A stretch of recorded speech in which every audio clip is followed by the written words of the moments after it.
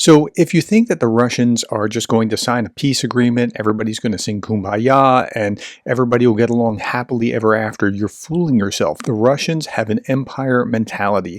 And you see this very clearly in what's being said in this short little video clip Anton Gerashenko posted.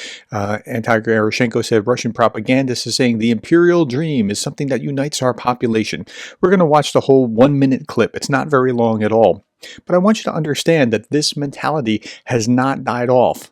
So the British had an empire, the French had an empire, others had empires too, but this was in the 16th, 17th, 18th, maybe even 19th century, 20th century. All empires dissolved except what we see with Russia, and Russia is trying to rebuild their empire. They go to Africa and they say, we were never colonizers except for their neighbors in Europe, where they're colonizing, like what they're trying to do in Ukraine. Let's hear what he has to say here, and we'll go through this. The imperial dream is something that unites our population, regardless of its origin or age. He's saying that.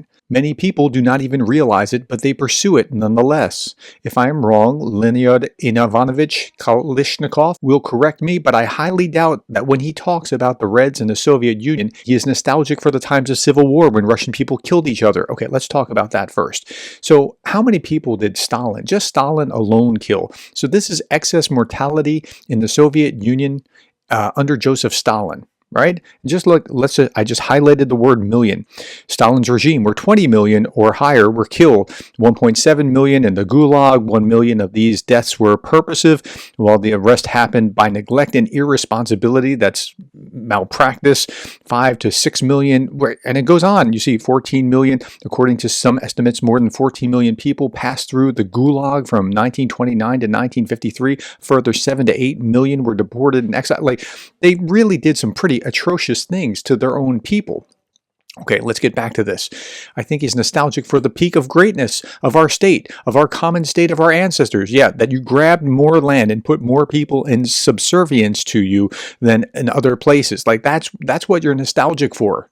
And I think that when Margarita Simonyan says that history could have gone differently, it's unlikely that she was advocating for, say, Republicans, whites, not for the emperor and our empire. That's right. They're not arguing for this other stuff over here. It's all for the expansionist empire, the glory of what Russia was, or the Soviet Union. Simonyan for empire. In the end, we are all very nostalgic, miss, and want Russia to be the empire it has been for centuries.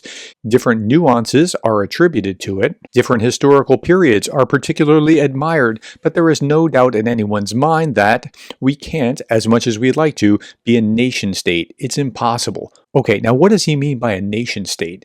A nation state is what you normally think of as a nation. This is a nation state, as the Wikipedia article talks about it. A nation state is a political unit where the state, a centralized political organization ruling over a population with a territory, and the nation, a community based on a common identity, are congruent. It's a more precise concept than a country, since a country does not need to have a predominant national or ethnic group. So a nation, think about a normal nation, then think about Russia. What's Russia? Russia is an empire, a political unit made up of several territories and peoples, typically established through conquest, that is marked by a dominant center and subordinate peripheries. And that's what Russia is going for. And he is saying in here that we can't, as much as we'd like to be a nation state, it's impossible. No, they have to be an empire. That's what Russians are still saying in their propaganda. This is a Russian state media channel. They could say something else. This is directed from above, but this is the kind of thing that they're putting out to their people. Now tell me what you think about this. Do you think that you can make a deal with the Russians anytime soon when they have this worldview, this mentality? Timothy Snyder's correct. Timothy Snyder's analysis is absolutely correct. Russia has to lose, if only for Russia, because once they lose this war of empire, they will have to recalculate, recalibrate, and come back to the family of nations, recognizing that they can't do this anymore. It'll be better for Russia, and it'll be better for everyone else around Russia.